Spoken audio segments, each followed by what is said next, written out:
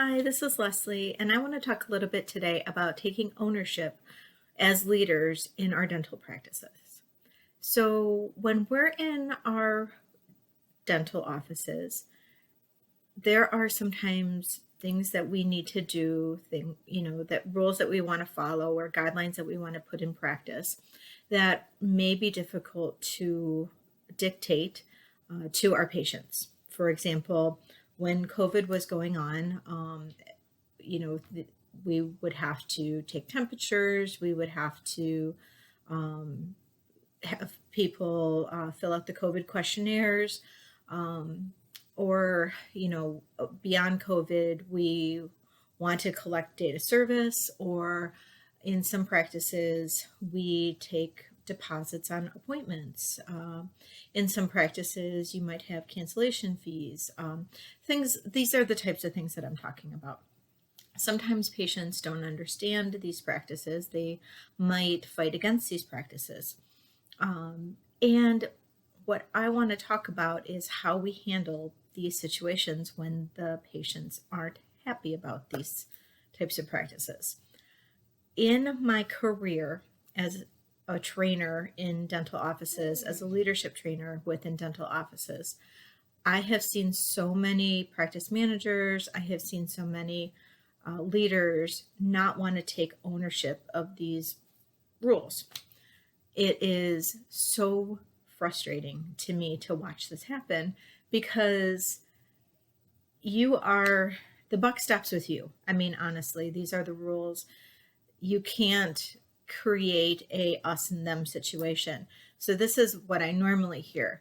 Well, they make us do this. They make a, this is what they tell us we need to do. This isn't our rule, this is their rule. Especially when you're working in, let's say, a DSO, which is a dental support organization, or corporate dentistry.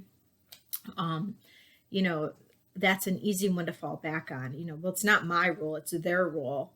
I hear that one all the time because I trained in DSOs. I trained office managers in DSOs for so many years, and that was the one I hated the most because a rule is a rule, whether it's a corporate rule, a internal rule, it's just a rule, and the patient doesn't care whose rule it is. It's just a rule that we need to follow, and as an office manager, we need to just put that into place, and the buck stops with us as an office manager or as a practice manager. So we need to stop putting it on or blaming somebody else and making it not our issue. It is our issue. We need to create that authority within ourselves. Like, we are the authority as a practice manager or as a leader within the office. This is our rule. So make it your rule. You have that authority. Give yourself that authority. It's not that big of a deal. And sure, you might upset a patient or two who maybe doesn't understand the rule. So this is what I'll hear. For example, if you need to take a deposit on an appointment, to hold the appointment time for, let's say, a crown or something. Mr. Smith, because this is a long appointment, we usually take, $100 deposit just to hold that appointment time for you. And Mr. Smith might say, "Oh, that's ridiculous. I've never had to do that before. I want to, I've never had to do that." And instead of responding, "Well, I'm sorry, but they make us do that now, or I'm sorry, but they told me to do this." I hate that. I hate they. They, who is they? Your response is, "I'm sorry, Mr. Smith, but that is what we're doing now because we've had issues with cancellations in the past, and the doctor's time is very valuable, and we have many people that need to see him. So we are putting that into place." And go from there. And if Mr. Smith doesn't understand and wants to continue to fight, you repeat yourself. You don't fight with them. You never fight with a patient. All you do is just repeat what you say. Mr. Smith can keep on going. and all you do is just repeat the rule. Mr. Smith, this is what we've got into place. If you don't want to put a deposit down, that's fine. We won't be scheduling that appointment at this time. Feel free to call us on the day that you want to schedule, and we'll see if we have that time available for you. Simple as that.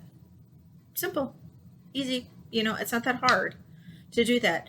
But don't use that term they, because it undermines you as a person in authority. It's just you don't want to do that. Trust me, because once you start getting in that habit of undermining yourself and putting that blame on other people of having, I'm not the one in charge, they're making the rules, and whoever that they is, they're making the rules, they're making, they, then all of a sudden the other people in the office are going to not see you as the person in authority any longer. And that is the last thing that you need to happen. So that's my words of wisdom for today. I hope that helps some of you, many of you. If you need help with having those types of conversations with your patients, please feel free to reach out. I'm more than happy to help you. But again, please try to avoid those words of using they. Take ownership of your own practices, and you are the leader of your practice. So be the leader. Thank you.